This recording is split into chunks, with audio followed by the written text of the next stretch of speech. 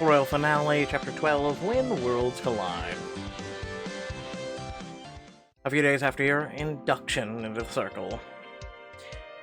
You have them all on speakerphone, your friends gathered around while Amanda sprinkles pellets for the fish into the fountain.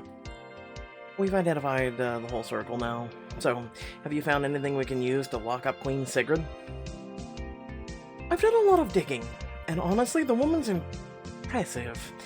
I never would have believed her capable of this level of deception given her public persona.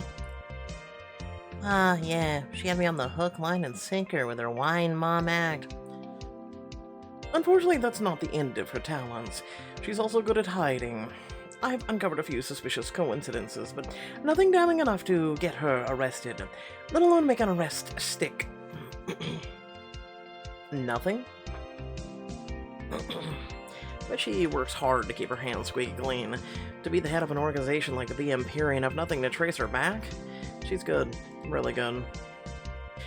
You have to be, to rise so high with them.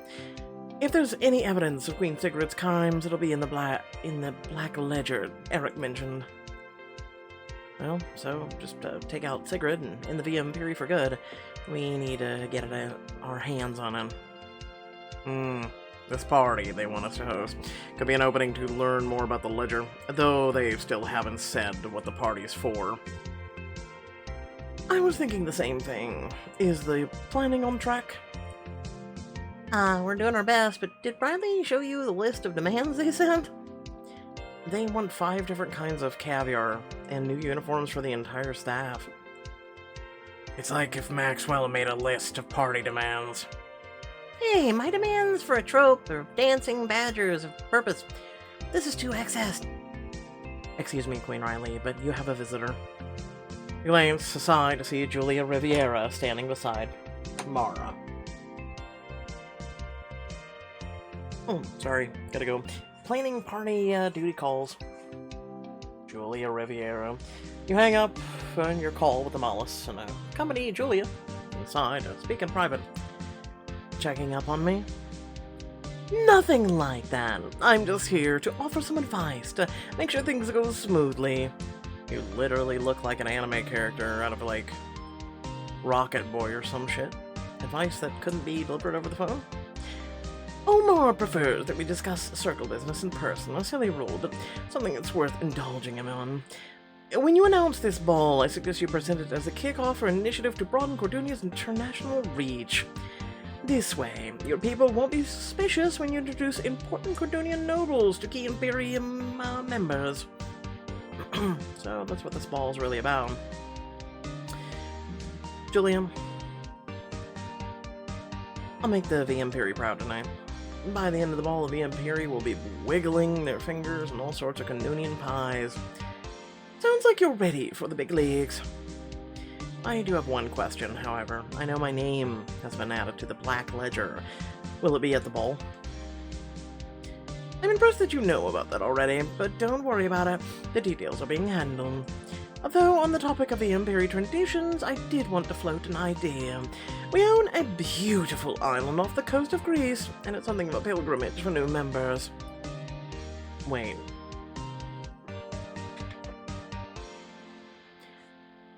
We have our own private island and no one told me? Several, actually.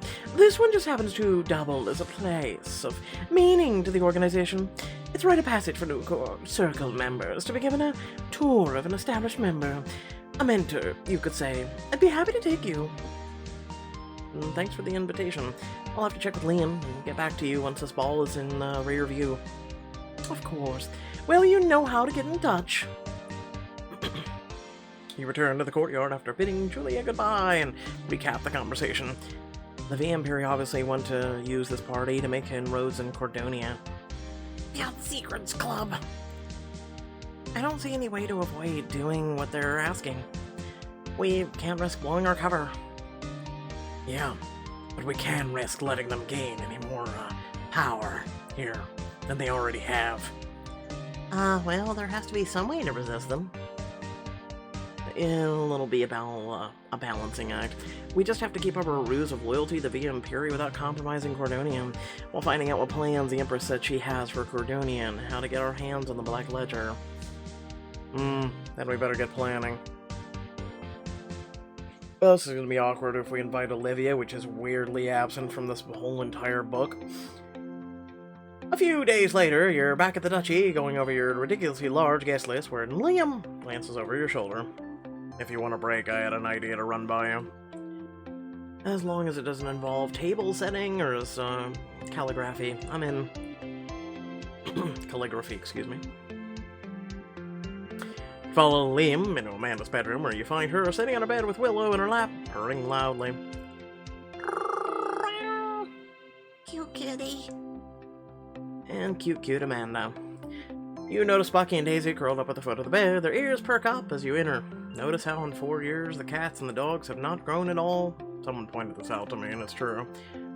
Like these guys, even these guys would have grown. Animals especially grow faster than humans, so yeah. Anna and Liam are asking for a second opinion on some of the decor for the ball, and I saw something I thought would look great in Amanda's room. I wanna see. And Liam pulls out a catalog and flips through it, landing on a page depicting an intricate fantasy mural. He pushes the door back to reveal several cans of paint, paintbrushes, and a large drop cloth. I thought we could flex our creative muscles a bit and make our own vision together. Like painting unicorns? And castles, and carriages, and anything else you want, Amanda.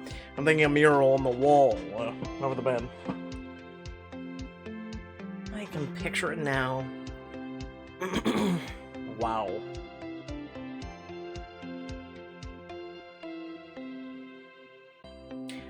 What do you say? Want to take a break from playing and partying to make some art? Yes. Painting party with my two favorite people? Sounds amazing. I want the big brush. Liam grabs the drop cloth and you two take corners, pulling it to open to protect the floor and furniture. Now, I think Amanda's as amazing an artist as a 4-year-old can be, but I'm hoping you have a game plan. I thought we'd let her take the broad strokes, so to speak, then go play back and ourselves to have a cohesive picture. I'm not exactly a master artist myself. Don't worry, I've taken some lessons. I'm sure we can make something worthy of these walls. I knew I married you for a reason. Willow hops down off the bed as you finish spreading the drop cloth, sniffing at the paint cans. Ow! What color do you think we should start with, Willow? She takes her time examining all of them before resting her two front paws on top of the can of pastel purple. That's purple. Good job, Willow. Amanda pulls Willow in her arms and snuggles her close. You kneel to crack open the purple can as Amanda grabs the biggest paintbrush she can find. Come here, Amanda. I think you need a height advantage. You grab a paint can of your own, or paintbrush. As Liam lifts Amanda on his shoulders, together you start painting. Really? We're not gonna pick like outfits, or he's gonna literally paint in a suit. Bucky and Daisy tumble over each other around your feet, digging painfully at the drop of cloth. One of them steps in a puddle of paint, trailing it all over the ground. Silly puppies, no painting on the floor. After several hours of painting with Amanda laying down large blotches of pastel-colored paint, and you and Liam adding details, you step back to admire your work. What do you think, baby girl? It's so pretty. I couldn't agree more. We might have to get you a painting tutor if you keep showing skill like that. It's almost complete. We just have to sign it, add a mommy and daddy bird teaching their baby bird to fly, paint daddy to match. Birds. Like little us's. That's a great idea. You pick up Amanda and help her paint the upside-down W shape of 3 birds along the clouds. I'm flying like them. Smile and swoop Amanda through the air before sending her down, earning a peal of giggles. Perfect. I think our work here's done. Thank you, Mommy, Daddy. You're welcome, Princess. Finally, on the day of the ball, you gather Liam, Amanda, and your friends in the Palace Boutique. Today's the day. The halls are decked with the dance floors polished, which means there's only one thing left to decorate: ourselves. Amanda helped me pick out some outfits for everyone, and I think we did a great job. Your friends head into the dressing rooms to change, emerge shortly after in deep blue silk trims with silver. Alright, I kind of like his.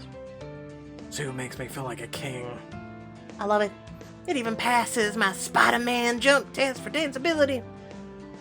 I'll even like his. I'm particularly fond of the color scheme you chose, Hannah. I thought we should present a united and very Cordonian front tonight. Our turn next! You and Amanda follow Liam to the changing rooms.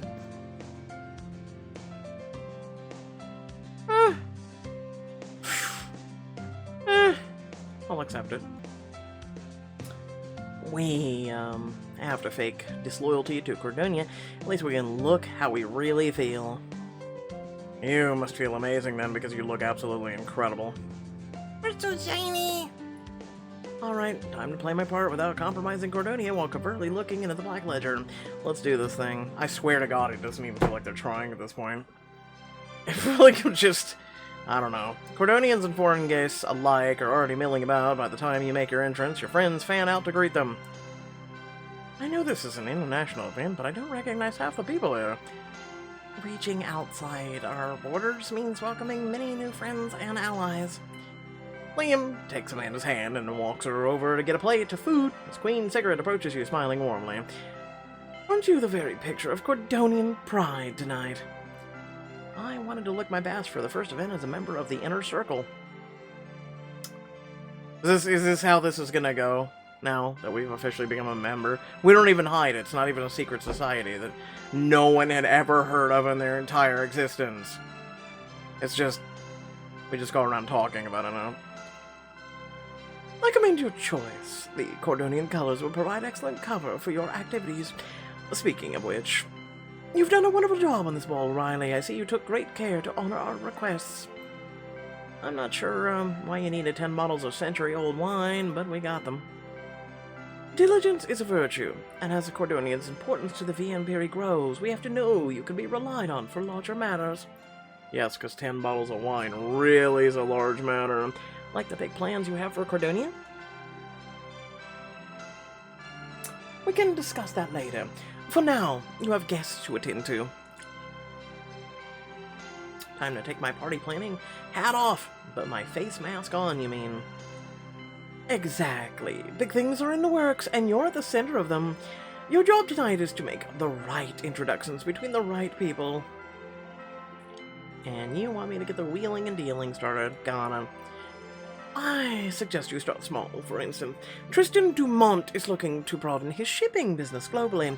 I'm sure he would appreciate an introduction to one of your more well-connected dignitaries. She flags Tristan down, and he makes his way over to you. Can I help you, your majesties? Actually, I was thinking maybe I could help you. I'll introduce Tristan to... someone helpful. A decoy!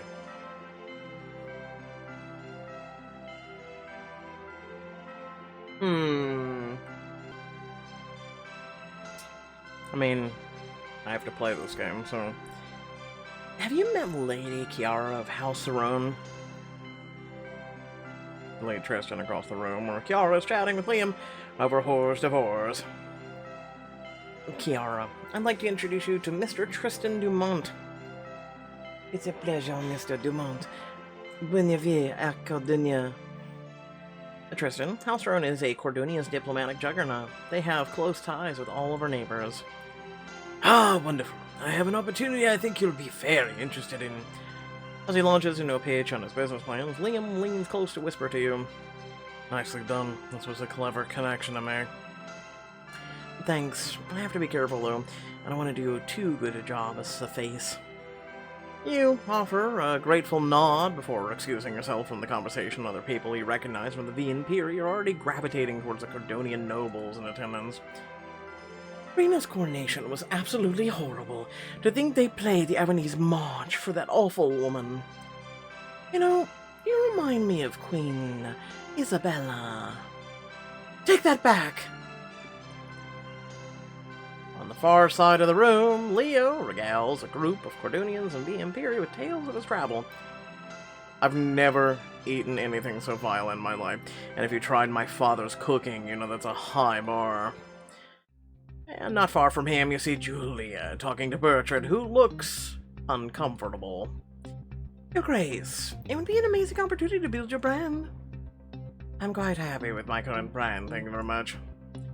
But you have so many more followers. I assure you, my family gets more than enough attention from the paparazzi as it is. That doesn't sound good. Before you can head over and intervene, you hear another conversation growing heated. You see Dame de Fume speaking with Landon and the Queen Mother. I'm just saying, I think there's a better way. And I'm just saying I think our way is perfectly fine. I can't be two places at once, I'll have to pick where to intervene. I think Bertrand will handle himself just fine. Dame de Fume, you overheard a bit of the conversation as you approached. I'm just suggesting that more aspects of child rearing should be left to the professionals. And who would vet these professionals to ensure they're qualified? I'm not saying they should operate without oversight. You'd need a robust education department to oversee them. Emily has made similar comments, but I'm not so sure I agree. Then tell me, Duke Landon, what did you and your wife do to prepare your daughter for life at court? If she has kids, how do you want your grandchildren brought up? And how do you both want their heir to your kingdom brought up? I don't think there's anything wrong with how things are currently done in Cordonia. Penelope and Zeke, and Queen Riley and King Liam should be free to raise their children how they want. You must have had a pretty easy time raising your own kids if you feel that way. We are all so lucky. Hey, every parent, Liam and Penelope turned out fine. Duke Landon and his wife raised a kind, generous daughter. Liam is lucky to have Queen Mother Regina as a stepmother. Thank you, dear. Maybe, but I have to wonder, would Lady Penelope still need those poodles if her upbringing had been any different? Oh my god, not poodles. Say one more word about my daughter, I dare you. Landon, shh, calm down. Budding conflict is suddenly cut off by raised voices nearby. I'm not asking for an interview, but maybe a reoccurring. I've tried my best to be polite, but I'm just saying no. Whoa, let's all calm down. I told you Bertrand would handle this just fine. They pause or are arguing to look at you, and you force a congenial smile. Maybe we need something stronger to drink to foster a more relaxing atmosphere. In fact, I'll get it myself. You're supposed to be queen, not fetch boy. You slip away and head down to the wine cellar, where you're surprised to find Omar Amal the Eye. He raises a glass of dark liquid when he sees you. Oh, hey, I'm surprised you're not upstairs observing. My agents are more than capable of keeping an eye on the party. Are you seeking refuge from the crowds too? Actually... yeah, it's tense up there. I avoid functions like this as much as possible, but when duty calls... Right. How'd you even get down here? There are at least 3 fingerprint scanners between here and the ballroom. I act in, of course. That's the problem. This digital system soon vulnerable. Better off to be off the grid altogether. But you're... The Eye, yes. Understanding technology means acutely aware of its risks it creates, and also its vulnerabilities. I guess that makes sense. You know, I've actually been meaning to talk to you. Shame. I was almost starting to like you. I know the least about you of all the Circle members. But you know everything about everyone else, right? Just about. So you must know about the Black Ledger. You've got more dirt on everyone than the Ledger does. I have more than my fair share. The Black Ledger contains our organization's deepest secrets. Even I don't know them all. Seriously? It's the truth. Keeping those files on paper and off the grid is one of the smartest things the Circle has ever done. Sadly, its actual safeguards a traditional and ceremony. Two of my least favorite things. I see. Now let's you get back upstairs. Let me just grab... Omar pulls a bottle off the shelf just as you step forward to grab him. He hands it to you. Exactly what I was looking for. Wow. How'd you know this is what I wanted? It's my job to know things. But one more word before you could leave. I heard that Miss Riviera invited you to an island. And I wanted to offer to be your chaperone instead. How did you know that she... Right, Spy Master got it. The choice of which Circle member to ally with is important. You wouldn't want to make the wrong one. Thanks for the offer. I'll mull it over and let you know what I decide. You leave Omar to his solitude and return upstairs to the ball where you seek out Liam and your friends. Vanna rushes up as you approach. Mommy! Child. Here's my girl. You hear the chime of metal on glass and turn to see Queen Sigrid calling for attention. On the interruption, but I must thank our host, Queen Riley and King Liam, for their hospitality. They've put together a remarkable party, and I think we can all agree that Princess Amanda and her family look resplendent. Amanda's dress is so cute. I can't almost handle it. Our girl really knows how to steal the show. Here, here. Mommy, why is the Snowy Queen speeching? I'm not sure, Amanda. As a gesture of gratitude for their warm welcome, I have a gift for all of Cordonia. Allow me to introduce Princess Lena Rise. The crowd erupts in shock, confusion, and excitement as the ballroom doors open to reveal Lena in a striking suit.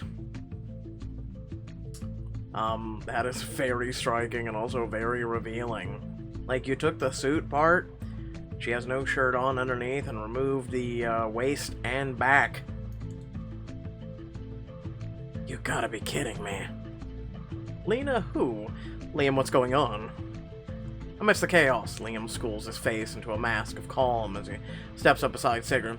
You follow, resting a hand on his arm for support. It's true. Princess Lena is my sister and Leo's half-sister. Queen Eleanor brought Lena to my kingdom, Valentine, to be raised as my ward with King Constantine's blessing. That's a pretty interesting way to say Eleanor had Lena in the secret, and then I decided to keep her forever. They feared that having all of their children together would make them vulnerable to attack, but in this era of peace, I was happy to escort her home. I can't believe Constantine would have kept something like this from me. And why reveal her now? Why?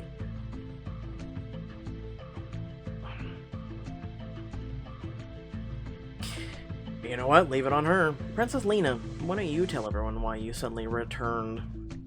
I had to honor the wishes of Queen Eleanor and King Constantine and stay away until it was safe. Cordonia has enjoyed several years of peace, so I felt it was time to honor my parents' other wish for me and return home. On behalf of the crowd and the Rise family and myself, thank you for keeping my sister safe, Queen Sigrid. And to my sister, I'd like to formally welcome Cordonia's long-lost princess. Thank you, brother. I'd like to say a few words. Lena steps forward, her presence commanding as she addresses the room. I know this must be a shock to you all, and I've looked forward for this moment for as long as I can remember. Being your princess means everything to me, and I plan to earn the title and your respect. Now I'm sure you all have questions. Please direct them to my attendants. Servants in Valahim livery begin addressing the lively questions and the shouts of the crowd. They take advantage of the chaos to pull Liam and Lena into one of the ballroom's alcoves. So that was unexpected. Yeah, that's one word for it. Lena. How's it feel to be welcome home? No reason to be shocked. Announcing yourself to all Cordonian must be pretty overwhelming. Even more so than it was for us. Not really. This is the life I was raised and trained for, Riley. I'm ready to grab it by the horns. If you're so prepared, why do you keep tapping your foot? Alright, there may be some slight nerves. Well, the Via Imperii may be your stomping grounds, but these are ours. We'll be here to back you up. Now, are you ready to meet some important people? As ready as I'll ever be. Liam leads her out of the alcove and waves his brother and stepmother over. Leo, meet your half-sister. Uncle Leo and Auntie Lena. I'm not sure whether to punch you, or for giving this from me, or hug you for the rest. Leo always wanted a sister. If only Constantine had told us about you. Could have had one all along. I know the circumstances are, well, weird, but at least you're together now. So, you're the other brother. You're shorter than I expected. I see you got the classic rise wit. I want to get to know the rest too. Your favorite food, color, deepest secret, the works. I can confirm that he's very annoying when he wants to be. Good thing I've had some practice with you, then. First of all, if you'll excuse me for a minute, I have to break this amazing news to someone important. As Leo turns away to make a phone call, you wave over Kiara and Penelope and the rest of your friends. Penelope immediately goes in for a hug. So exciting! Welcome home! Hey. Penelope, maybe we should introduce ourselves before the hugging starts. Oh, right, sorry. I appreciate being welcomed with open arms, but maybe we can keep them figuratively for now. The two ladies formally introduce themselves, making promises to set lunch dates. Your conversation is interrupted by Olivia's arrival. She crosses her arms, sizing Lena up with a suspicious glare. I recognize you from the Children's Festival. You were with King Eric, right? That's none of your business. Cordonia safety is my business. I'm sure there's more going on here, and I need to know what your intentions are. She's not the only one who'd like to question that, or answer that question. I don't owe you anything, Olivia Navrakis. Oh, you've heard of me, good. As long as you're no threat to my friends or country, we won't have a problem. You were raised by my family in the home I was supposed to have, so I'd say we already have a problem. Oh no. This is the match I've been waiting for. Listen, I kinda... I'm trying really hard not to. How about we all take a deep breath? And we're gonna calm down. Please no fighting! Listen, it would be amazing to see these two fight. Clearly we've got some stuff to work through, but maybe we can take a rain check on the Battle Royale? A tense moment passes before they both take a step back, relaxing somewhat. Fine. Whatever. Shouldn't you two get along? Two badass ladies kicking butt and taking names? That depends. What kind of knives do you favor, Princess? I don't. You know we have guns now, right? What self-respecting soldier doesn't have a favorite knife? I can't even talk to you right now. This is true. You have to have a knife. It's for when you run out of bullets or need to go close combat. Olivia walks away, shaking her head in disgust. Liam waves off the next cluster of nobles trying to approach. Let's give you some breathing room. Thanks. Are Cordonians always so... open? Not always. I think it's this ballroom. It has a way of bringing out confrontation, good and bad. Like, see the table that was standing right there when I went into labor during a palace lockdown. As you point, Leo comes trotting back to your group. Are we giving Lena the grand tour? Well, now that you've mentioned it, we absolutely should. This is her rightful home, after all. Plus, it'd be a great chance for all of us to get to know each other as a family. I've always wanted to see more of the palace for tactical reasons, obviously. Obviously, the rest of us can stick around here and handle any concerned nobles. I want to do the tour with Auntie Lena, please! I guess. I think it's a great idea. And I just know where to start.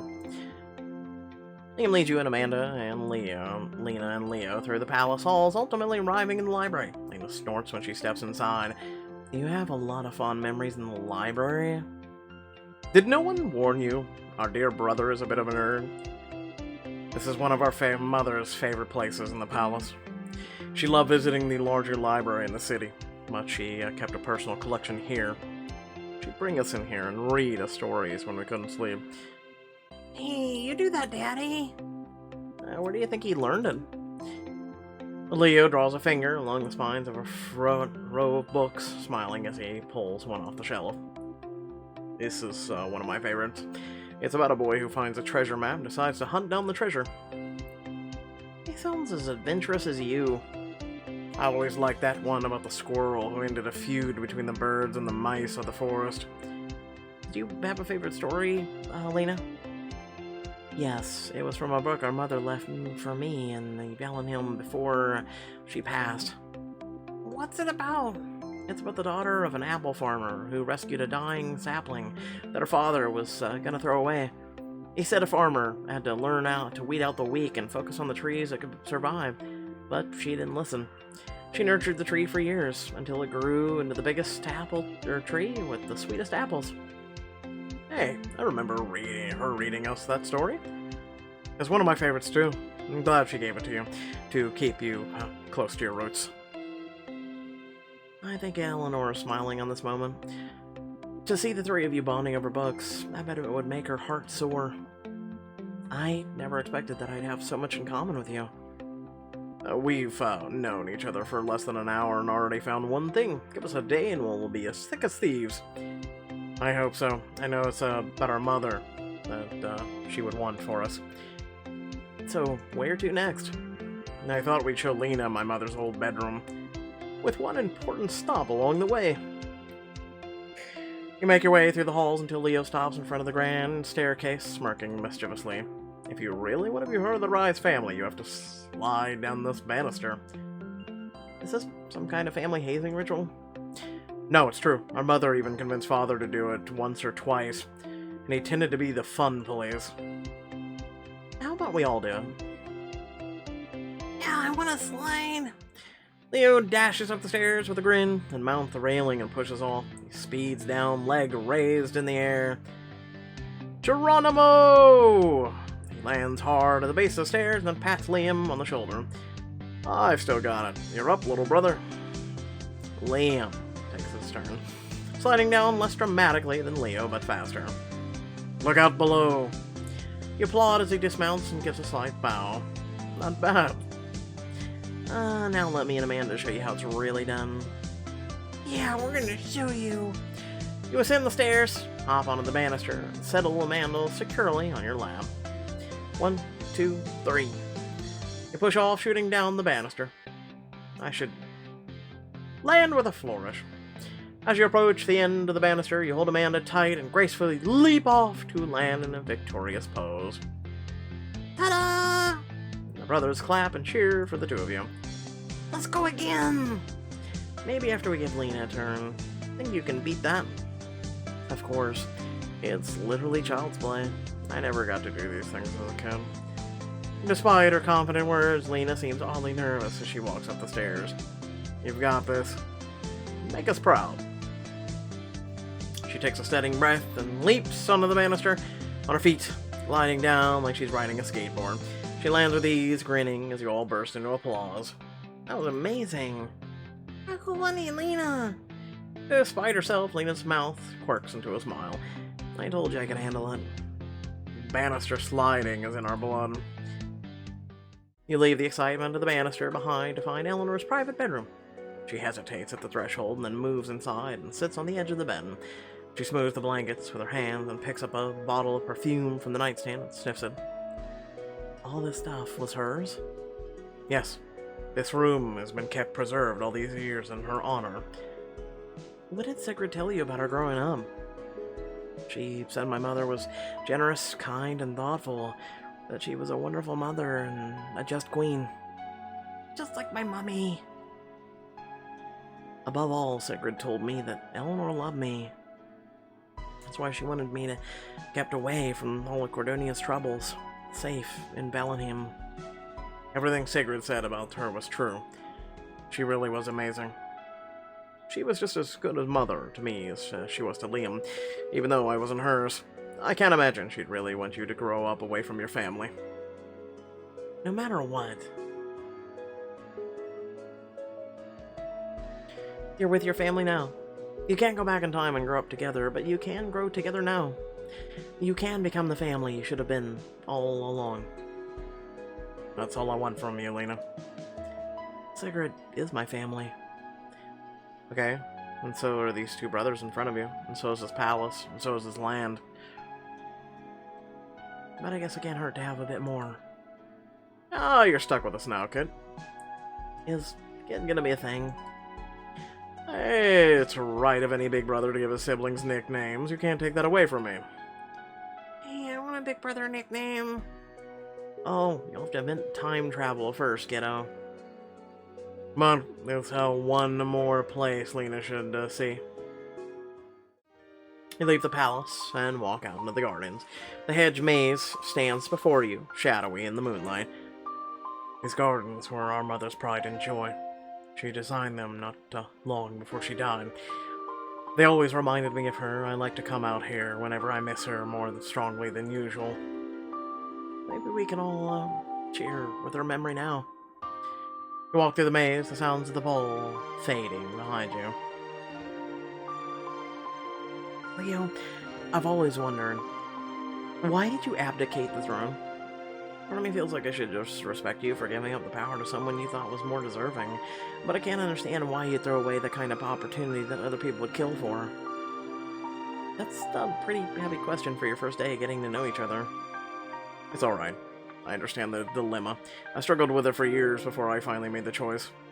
In the end, the only way a monarchy can work is if the people admit that when they're not cut out for the job, to give it to someone better. But why stop at the next person in line instead of giving it to anyone more suited for it? Like, what if there had been someone outside the palace who spent their entire life preparing to rule? Well, if we did that, we'd all be bowing and scraping to Queen Madeline, and no one wants that. Okay, enough of debating the minitude of monarchy. This is supposed to be a family bonding exercise. Lena, Amanda wants a piggyback ride. Yeah, Auntie Lena, give me a piggyback ride. Okay, fine. Hop on. Lena leans down to let Amanda jump on her back and then starts trotting off down the corridor. Yay, get it, Horsey. I take a draw. Drake taught her that. Almost as soon as she could speak. Lena gallops gamely back to the rest of you, and swoops Amanda off her shoulders and swings her into Leo's. He raises his arms and rushes forward. Horse, jockey, and jet pilot. We have a very talented little princess in our hands. Zoom. Or we could say Superman, but you know. Well, or Supergirl. Well, she's well on her way to taking over the world. Eventually, you arrive at the wishing well at the center of the maze. You remember this place, Lena? Or Leo? Of course, Mom would bring us out here to make wishes in the well. I thought we could do the same tonight. Here. He pulls out several coins out of his pocket and hands them around. I'll start. My greatest wish right now is for a united future. For the Rise family. He tosses his coin into the well, and it lands with a plop. I wish for clear skies and calm waters as we all set out on this new adventure together. Leo tosses his coin in, and you pick Amanda up and set her on the lip of the well, keeping an arm around her for safety. What do you wish for, Amanda? For Auntie Lena to stay and play with me forever and ever. She enthusiastically flings her coin into the well, and it bounces off the stone as it falls. Lena steps up next, her face unreadable as she gazes at the well. I wish for acceptance. Thus, I finally take my rightful place in Cordonia, and in my family. What about you, Riley?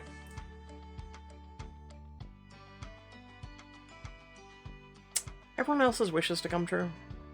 Those all sound great, so I'm using my wish power to give them a little extra oomph. There are dozens more places I want to show you, Lena. And even more stories I want to tell. And I want to fill you in on the ones he's leaving out. Like the time he stuck a Lego up his nose and the royal physician had to pry it out. Up his nose? Yucky. Thanks for that. Embarrassing you as a service. I'm always happy to provide. In that case, we have plenty of time for all of that now that you're here, and our family know who you are. I really am glad you're home. We all are. Thanks for all this. Really, it's a lot more than I ever expected. When you return to the ballroom, you spot Queen Sigrid alone by one of the dining tables. If you'll excuse me, I have some unfinished business to see to. I've played her games all night, even when she sprung her announcement on us. It's time she gave me some answers. You march up to Sigrid, taking a deep breath to steady yourself. That was a real show of trust, springing Princess Lena on us with no warning. I thought we were going to, you were going to tell me what you need Cordonia for tonight, not pull the rug out from underneath. I can't always tell you my plans ahead of time. Like how you're going to add my name to the Black Ledger tonight? Julia told me all about it. That's already been taken care of. I wouldn't keep the ledger on my person at an event like this. So it's not here. Besides, this isn't what the ball is about. It's about laying the foundations of our plans in Cordonia. Plans? Now, is that why you'll reveal Lena? That's one of the reasons, yes. We need strong, loyal people in place in your kingdom to enact long-term goals. Meaning you want your fist to start taking a public role in Cordonia's affairs. So, then what are the Circle's plans for my country? We want Cordonia to be the flagship country in our new education plan. Our children are key to unlocking the future the Via Imperii envisions for the world.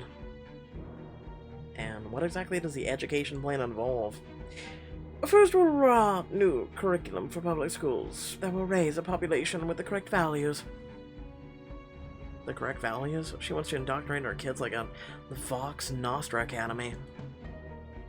Second, we'll open the elite boarding schools for the nobility to ensure future leaders rule Cordonia the right way. I intend for the royal estate at Applewood to become our first facility, and Amanda will be our poster child for the program. The hell she will. Via Imperii has big plans for your country and your daughter. Can you stop them before your home is pulled in too deep? Find out in the next chapter. Thanks for watching. Please remember to like, share, and subscribe. And description below links to social media, Discord, if you like to support me and my content. Without further ado, this is chapter 12. So again, you know how this works. In the past, the chapters got to what, like 20 something, like 22, I think is the highest, maybe a little give or take, but I don't know. I guess we will really honestly have to see. But yeah. Once again, it's there on the screen. Please make sure to like and share the video. Please leave a comment if you so choose. Let me know. Did I do good? What did you think about the story? Really, hell, even let me know about your day. And then subscribe if you haven't already. It's a great way of becoming a part of this community, not missing content, and all that. And especially if you want to receive notifications of when my content goes live, make sure to ding that bell. And thanks for watching. Peace out.